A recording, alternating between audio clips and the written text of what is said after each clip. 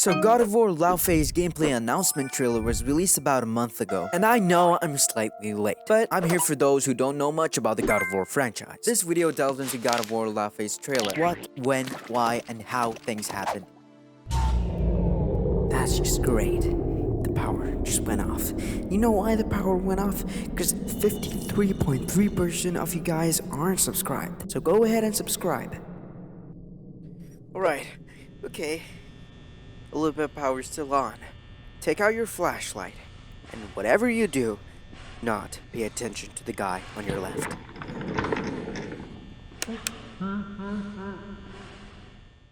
First, to get things out of the way, let me list the eras of God of War for you. There are two eras of Kratos in God of War, which are the Greek era, which I'll call point 1, and the Norse era, which I'll call point 2. Now, point 1, God of War, the Greek mythology era. The Greek mythology era comprises of 7 games, maybe 8, that have already been released. This one I will not go into much detail about, as it's basically Kratos' past and how God of War came to be. And I'll repeat it again, it's basically Kratos' past and how the God of War came to be. This one I would love to cover in another video. Now let's move on. Point 2. God of War, Norse mythology era. The Norse mythology era comprises of 3 games, 2 which have already been released, and the third one being LAUFEY, which is currently under development. Let's start off with the first 2, God of War 2018, and then the next one, God of War Ragnarok 2022. These 2 games are linear in time, and the gap between these 2 games is about 3 years, but in the game it's about 3 winters. We call this gap Fimbulwinter. I'll say it again, 3 years, which is also known as 3 winters, which means 1 year is equal to 1 winter, and this gap, we call it Fimbulwinter. Let's proceed forward to the next game, which will be released after the Ragnarok. Now, the third game, God of War LAUFEY 2027. Now, this is a key point that you'll need to understand. This game begins at the start of God of War 2018, which means God of War LAUFEY does not progress linearly in time to the other games. What I mean is that the story does not progress after Ragnarok, more like it happens during these both games. So the trailer begins at the start of God of War 2018, specifically at the funeral pyre. Off-screen, Faye had asked Kratos to have her body cremated, carry her ashes, spread them at the highest peak of the 9 realms. Later on, both Kratos and Atreus do succeed on that path. And you might be asking, why did Faye want both Kratos and Atreus to scatter her ashes? Well, Faye wanted both of them to scatter her ashes at the highest peak of the realms, which was in Jotunheim, the realm of the giants. Through this journey, in Jotunheim, they both find murals created by giants, and these murals have inscribed prophecy. Yes, prophecy. The thing is, giants have the ability to see or peek at the future. This power is called foresight. This explains how they were able to create these murals depicting the future. And these murals led both Kratos and Atreus to find out that Faye was a giant. You didn't know. She was a giant. I'm a giant. Why didn't she tell us? The whole point of this journey was not only for the remembrance of Faye, but a bonding experience between father and son. Now, let's move on back to the trailer. As Kratos burns the corpse of Faye, she is seen being lifted from her body up into the air, into an unknown space. Before we continue, you'll need to know what happens to a person when they die in God of War's Norse mythology. Now imagine this square as a person's soul. Just bear with me for this example. Split this square into 4 equal parts. Now, the first one, form. This is the person's physical form or their appearance. Up next, the second one, also known as mind. This is the person's mind, thoughts, and personality. Now let's advance to the next 2. The third one, direction. This is their destiny. And finally, the fourth, luck. Well, it's luck. Form, mind, direction, luck. Cease to have any 4 of them, and you will be denied an afterlife in God of War's Norse mythology. So let's say that you do make it out. Remember the person's soul? That soul becomes one with the light of Alfheim. Faye's supposed to go to the light of Alfheim, but soon you'll see that she's heading to someplace else.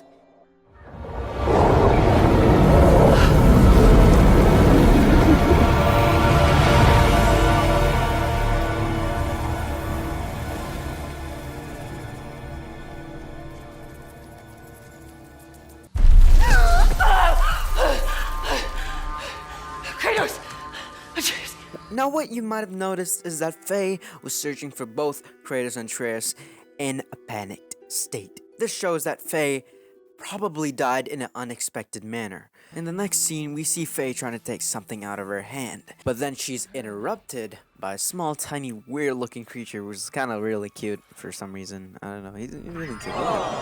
Having no idea what this place is, Faye does a light jog around the place. I mean, it's light. It's really, really light. I mean, afterwards, Faye encounters a corpse with a mask, and she's quite surprised by it.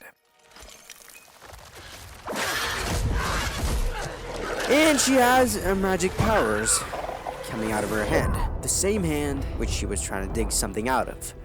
While proceeding forward, Faye tries to shimmy through this area, but then this happens.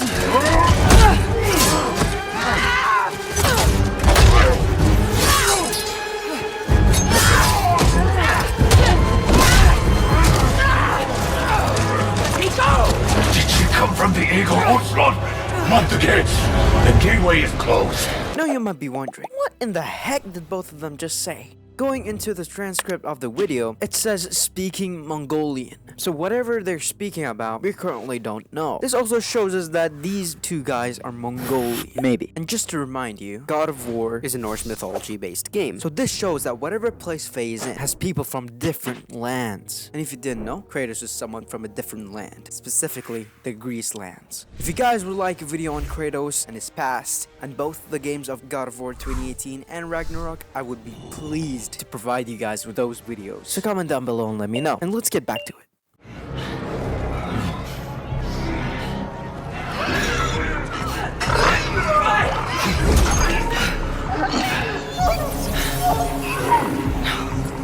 That creature.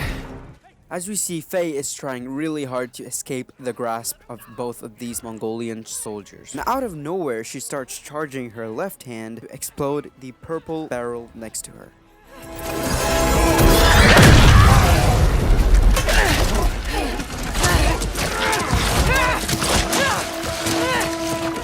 But then, they have something else planned for her.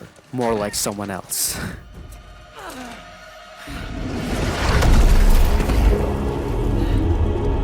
This is Vegse.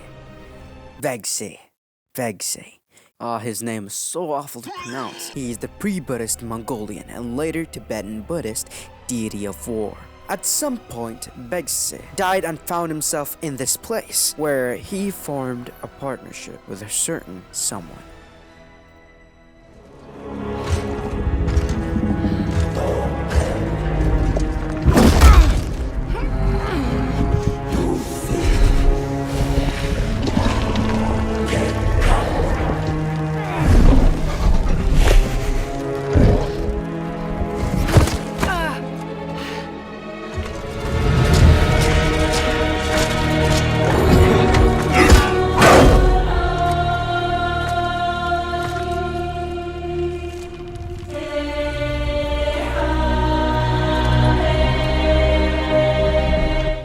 This is Sekhmet.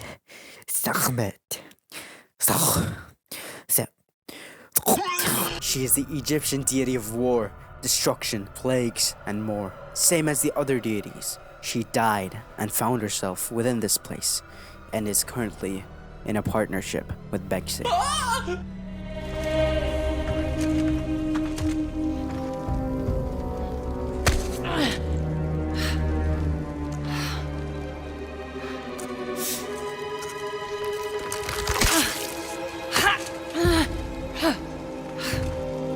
Another mask. You've probably seen multiple references of the mask throughout this video. The mask is of heavy significance in the God of War Norse installments, specifically God of War Ragnarok. In short, the mask was a wooden mask that Odin obsessed over. I mean, he obsessed over it. He thought that the mask had the answers to purpose overall, but it eventually led to a dead end. The thing is, this raises multiple questions on whether the piece of the mask that was previously inside Faye's left hand could be the same one from Ragnarok or maybe another one. And this also shows that Faye had insights on the mask even before Kratos did, as she died before Ragnarok. This would be best explained in another video, probably a God of War Ragnarok one. This is important to you. I wonder, do you think this could set you free? Following after what Sekhmet said, Sekhmet crushes the piece of the mask, and Faye catches a right hook from Begse. And then, Faye says this. You touch me again, and I swear, I will kill you. Okay, jokes aside, this dude just right hooked the mom of war. The mom of war. Who the heck do you think he is, lizard ass? Would you like to see how hard it is to die here, Godly? I can show you.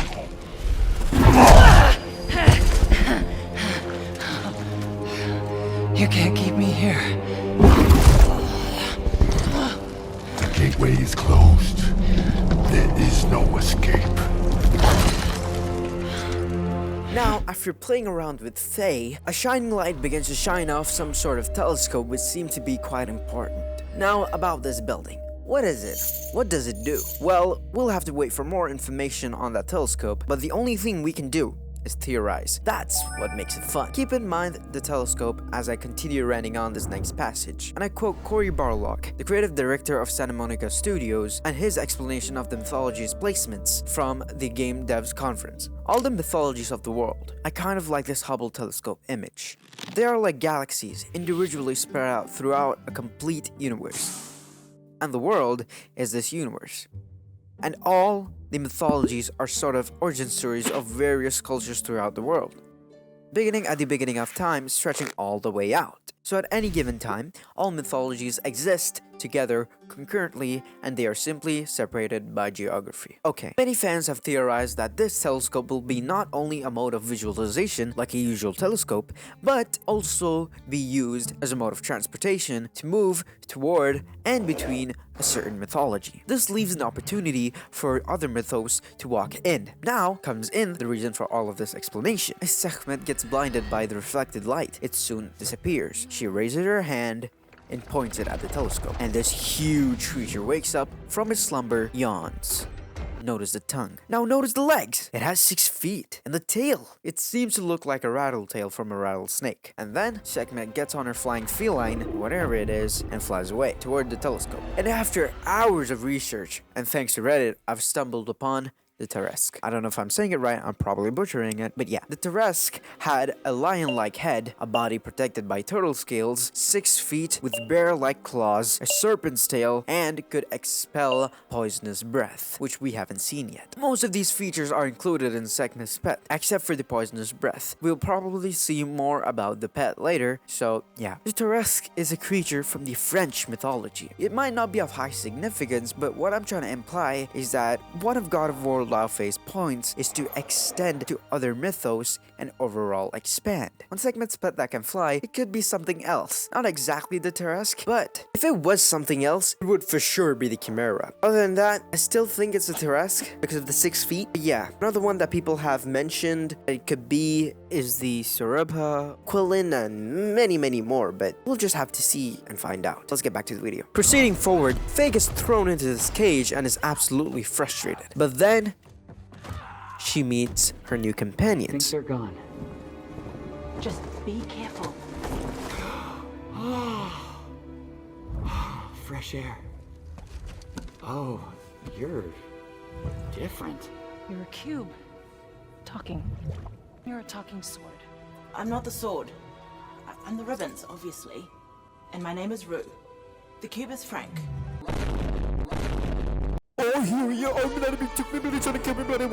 That aside, Faye says there has to be a way out of here. But then, Frank, the cube, says this.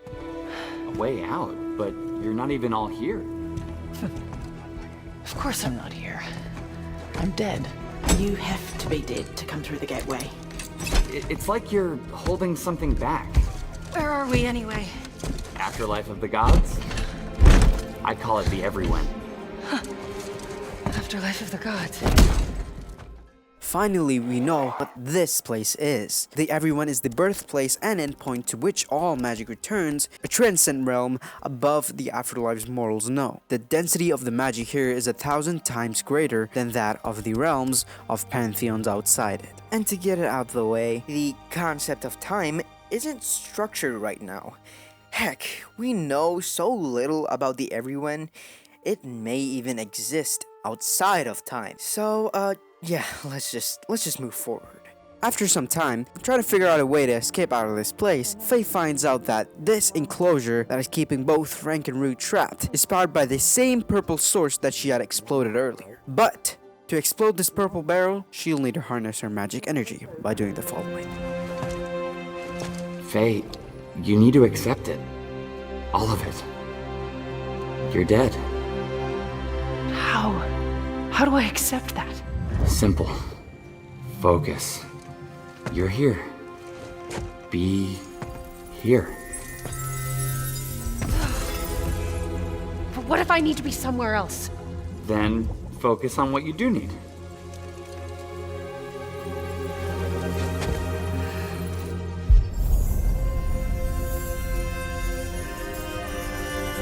Find your way home. Curious. Noting that Faye has harnessed her powers thinking of the need to be somewhere else, kinda tells me that might be the reason she gets out of the Everyone. What if, instead of thinking about being gone or dead, she might have just thought about just going into the real world? Well, why the real world? Because she wants to return to her family, as she said in the beginning. I didn't get to say goodbye. Because their path isn't safe anymore, and since she found clues about the existence of another mask. That's it! What were you thinking of? A promise. Okay, we'll take it. Now let's get out of here. Okay. Get ready.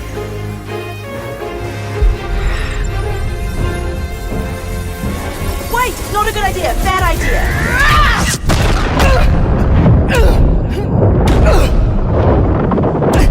As Faye tumbles around, she gets help from someone.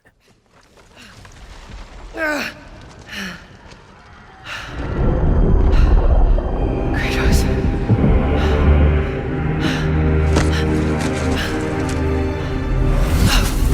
Kratos! Yes, that's freaking Kratos. Wait, why did he fade away? Well, there are 3 things that can explain this. I'm gonna start off with the most unlikely to the most likely. The death of Kratos. This occurs during God of War Ragnarok. I'm not gonna say how it happens, but it happens. And it's so cool.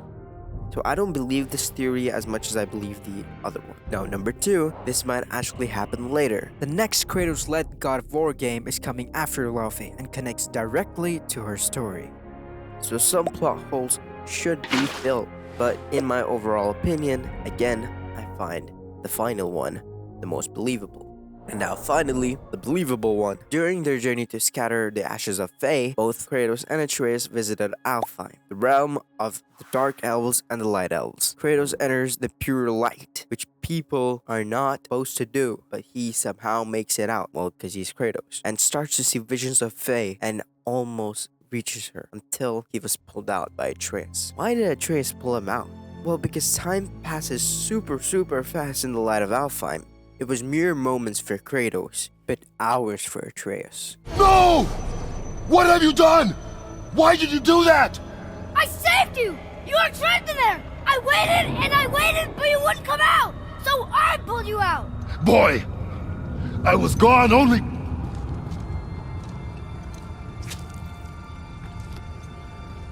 moments. No! Well, you might be saying, well, Faye isn't in the light of Alfheim right now, though. Well, we know that some parts of Faye isn't here. Like Frank said, you're not all here. Maybe the remaining parts of Faye must be in the light, right?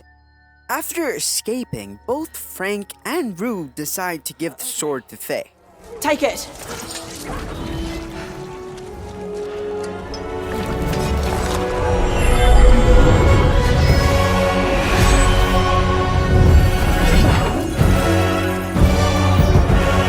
The sword seems to have some sort of heavy significance to it. Come on! No! I got a promise to keep. Fine, but lady, that sword, it's more than you think it is. But as of now, there have been multiple attempts to guess at what it is. But in my personal opinion, I do not know what it could be. Fans have speculated that it could possibly be the Excalibur or the Caliburn from Arthurian mythology. Another one possibly being the Kusanagi no Tsurugi, a sword from the Eastern Asia mythology. And another one which could be the Xuanyang, which is also another sword from the Eastern Asian mythology. But whatever this sword is, makes Begse fear and hesitate while fighting Fae, which hints to me that this should be related to somewhere around the Eastern Asian mythology.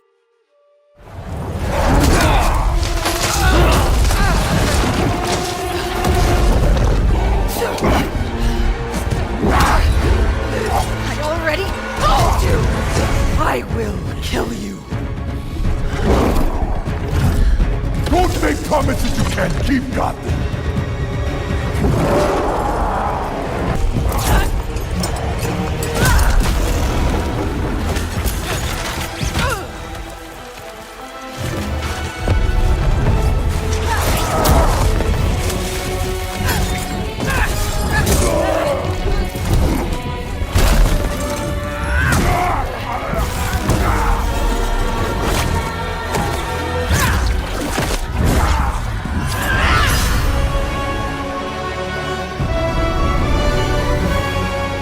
God of War The Laufey releases on the 16th of February 2027. Hey, do you mind turning on the flashlight? Just shake it. Oh! Hope you enjoyed. Well, that's it. That's all I can explain. And I'm happy that you're still watching. And I hope that you like the new style of editing. I might have taken inspiration from certain people. Anyways, thanks for watching.